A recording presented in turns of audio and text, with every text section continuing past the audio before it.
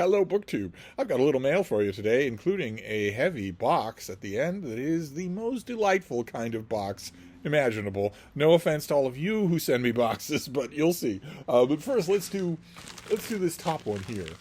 Apologize ahead of time for any background noise. The windows obviously need to stay open in second summer, so we might be getting some background noise. But let's see what this first one is. Impenetrably packed. What have we got here? Oh, it's a finished copy. Good. Oh my. Oh, goodness gracious. All right, this is December 3rd. This is a finished copy for which I never got an advance copy. Oh, boy. This is from the great folks at Pegasus Books. This is by Catherine Fletcher, and it is called The Roads to Rome, A History of Imperial Expansion. There you have an old aqueduct at sunset. Incredible. What a cover. What a design. And what a melancholy moment, right? Because I think it's pretty clear that we're going to be saying goodbye to the 2 years of very nice American cover designs that we have had. I think we're going back to the bad old days. I could be wrong. But let's see. Let's see what we have here. Yeah, so this is going to be a $32 hardcover. Inspired by original research and filled with color and drama, this is an exploration of 2,000 years of history as seen through one of the greatest imperial networks ever built. All roads lead to Rome is a medieval proverb, but it's also true. Today's European roads still follow the network of ancient empire, and these ancient roads continue to grip our modern imaginations as a physical manifestation of Rome's extraordinary greatness. How amazing. I'm angling this so that you can see my little bean's face. Because you're the star of the show, baby. You are. You're the star of the show. Over the 2,000 years since they were first built, these roads have been walked by crusaders and pilgrims, liberators and dictators, but also by tourists and writers, refugees, and artists. As channels of trade and travel, the routes for conquest and creativity, the author reveals how these roads forever transformed their cultures and entwined the fates of a vast panoply of people across Europe and beyond. Oh, goodness. What are you doing, baby? Oh, oh, goodness. Are you going to jump over to your chair? It's quite the trek. There you go. There you go. Oh. Oh. Are you going to make your bed or just lay down? What are you going to do? Uh-oh, you're digging. What are you doing, baby? What are you doing? I need to put something over the lettering on the back of that bookcase, don't I? That's rather grotesque. I should find some sort of big poster and put it there. What do you think, baby? What are you doing? Oh, you're digging. You're going to make your bed. Oh, goodness. Oh, goodness gracious. Oh, goodness.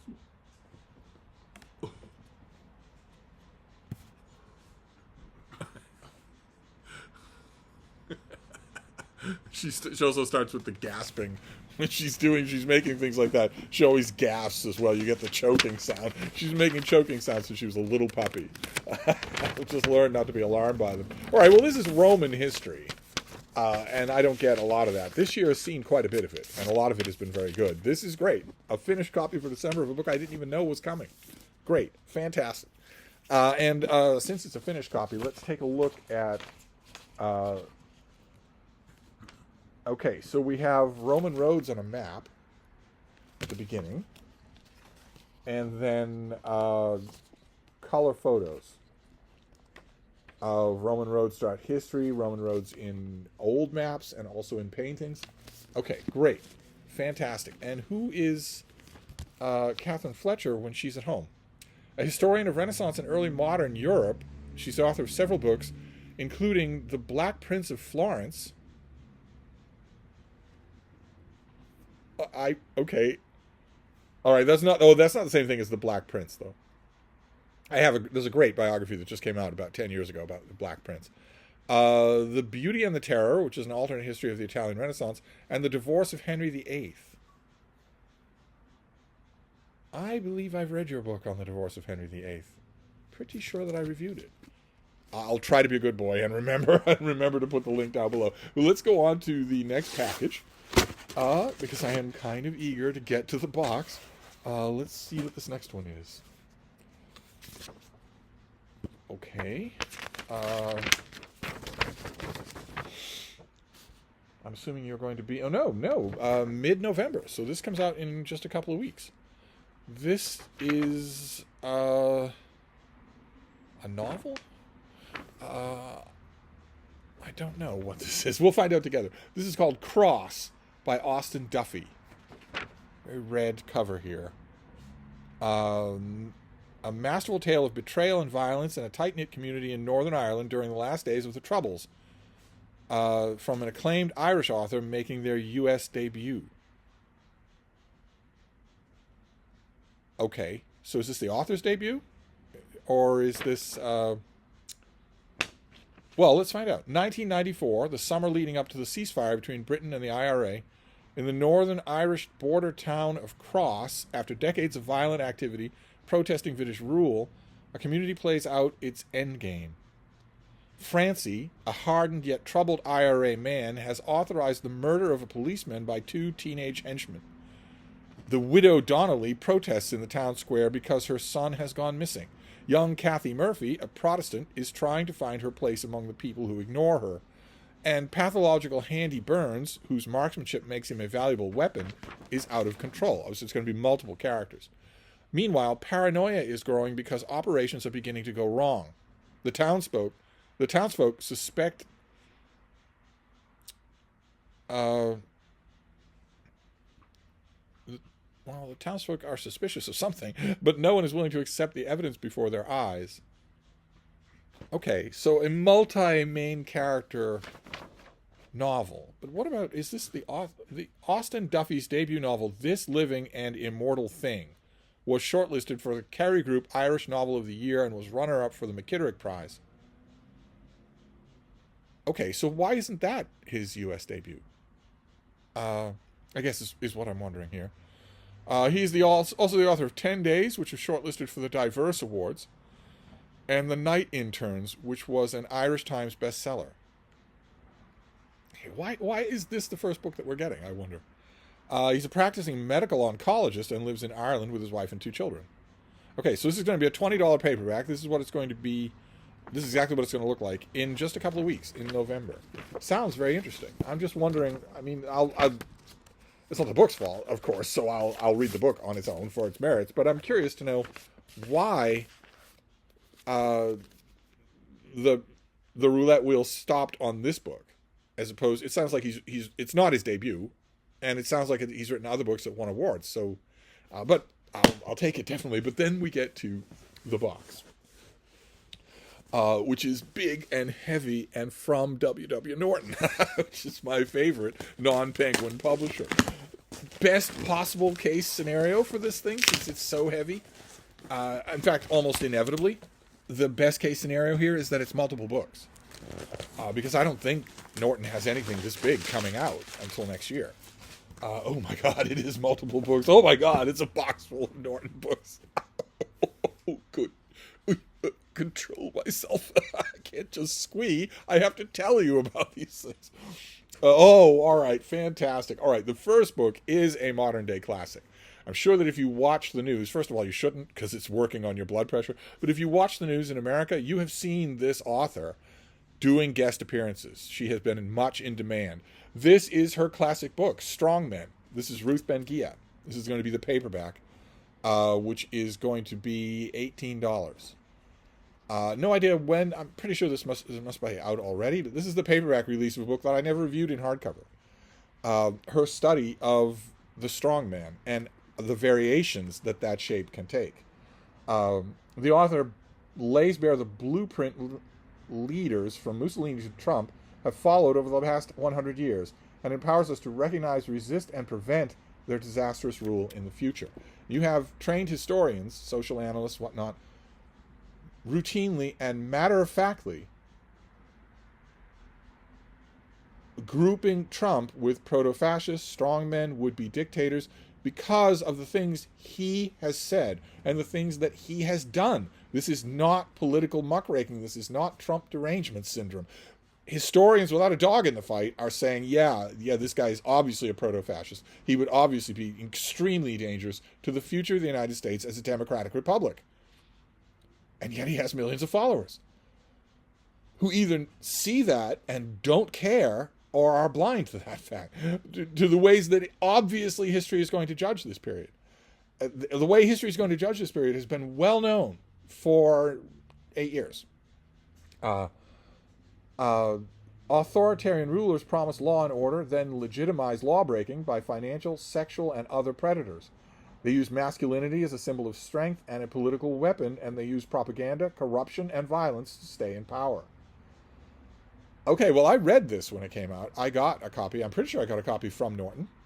But I just never wrote about it. And now I have not only Open Letters Review, the online literary journal. I have the honor to be one of the editors. We review a lot of books, and I could review a paperback on Open Letters Review. But even more pointedly, I have Steve Reads, my book blog, my old book blog from, some of you will remember from years and years ago. David Murphy convinced me to revive it on Substack as a strictly paid thing, so that I have now, a number of you have done me the great honor of becoming basically my underwriters for that. So that I am, in addition to Open Letters Monthly, in addition to Big Canoe News, in addition to book reviews that I do elsewhere, in addition to the trade journals, I now have a writing venue where I can write about literally anything that I want for an audience that thinks enough of my writing to pay for it. It has been tremendous. Tremendous. It was a new thing, and I'm not good with new things that I do mid-year. I'm much better at thinking about them in the gap between 2 years. But even so, I have embraced this as much as I can embrace something in the new year. And that is a perfect place to write up something like this. Perfect. So anyway, what is the rest of it? Oh, okay. All right. All right. This is also a paperback reprint. Strongman must have a million blurbs on this, right? I mean, it got reviewed by everybody. Yeah, it has a million blurbs. Oh, Timothy Snyder actually did give a blurb here. I wonder if anybody that I know reviewed this. Yes again. Yes, a third time. Okay, all right. And the same thing will be true for this one as well. This is Strength in Numbers, How Polls Work and Why We Need Them by G. Elliott Morris. This is a shorter thing, but this is also a paperback reprint. This will be $17. I imagine it's out already. In this book, the author mounts a bold defense of political polling, illuminating the crucial role of public opinion polls in modern democracy. He guides readers through a vibrant history of polling, reveals how data can be misrepresented, demystifies the real uncertainty of polling, and charts a path for the industry's future where it can truly work for the people. Yeah, and it's important to understand when political pundits nowadays, especially in the last 2 months, say that polls don't mean anything. It's important to understand that polls don't predict the future, but that doesn't mean that all polls are bad. Some of them are done very conscientiously, very scrupulously. So there you go. 2 paperbacks, and it looks like we have hardcovers. Oh, all right, do the hardcovers have publicity sheets in them? No. All right. So this first one is by Corey Brettschneider, and it is called The Presidents and the People: 5 Leaders Who Threatened Democracy and the Citizens Who Fought to Defend It. I can just read you the dust jacket here, because this is going to be a $32.50 paperback, or a hardcover, in bookstores now. Imagine an American president who imprisoned critics, spread a culture of white supremacy, and tried to upend the law so he could commit crimes with impunity. In this propulsive and eminently readable history, constitutional law and political science professor Corey Brettschneider provides a thoroughly researched account of assaults on democracy by not one such president, but 5. John Adams waged war on the national press of the early republic, overseeing numerous prosecutions of his critics. In the lead-up to the Civil War, James Buchanan colluded with the Supreme Court to deny constitutional personhood to African Americans. A decade later, Andrew Johnson urged violence against his political opponents as he sought to guarantee a white supremacist republic after the Civil War. In the 1910s, Woodrow Wilson modernized, popularized, and nationalized Jim Crow laws. In the 1970s, Richard Nixon committed criminal acts that flowed from his corrupt ideas about presidential power. Through their actions, these presidents illuminated the tripwires that can damage or even destroy our democracy.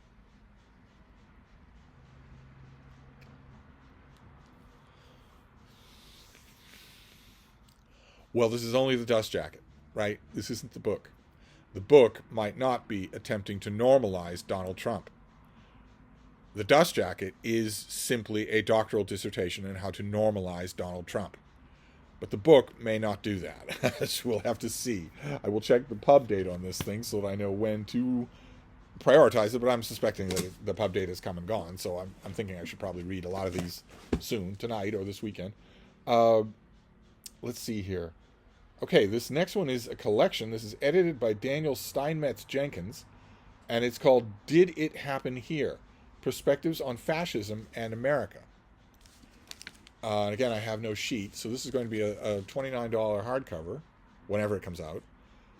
Since the election of Donald Trump, politicians, historians, intellectuals, and media pundits have been faced with a startling and urgent question. Are we threatened by fascism? That is not a question. If a fascist threatens you, you are not free to ask the question anymore about whether or not you are threatened by fascism. Some see striking connections between our current moment and the tumultuous interwar period in Europe, but others question whether these connections really reflect our current political moment or whether they are another example of Eurocentrism and American provincialism speaking over a much more complex global political landscape. He has said it. He has said it. He has threatened it directly with the words coming out of his mouth. This book collects key texts from the sharpest minds in politics, history, and the academy, beginning with classic pieces by Hannah Arendt, Angela Davis, Reinhold Niebuhr, and Leon Trotsky. The book's contemporary contributors include Ruth Ben-Ghiat, who we've already seen, on the trivialization of the term fascism, Jason Stanley and Sarah Churchwell on the black radical perspective, and Robert Paxton on Trump. These writers argue firmly that fascism is alive and well in America today, but another set of contemporary voices disagree. Samuel Moyn demonstrates the limitations of historical comparison.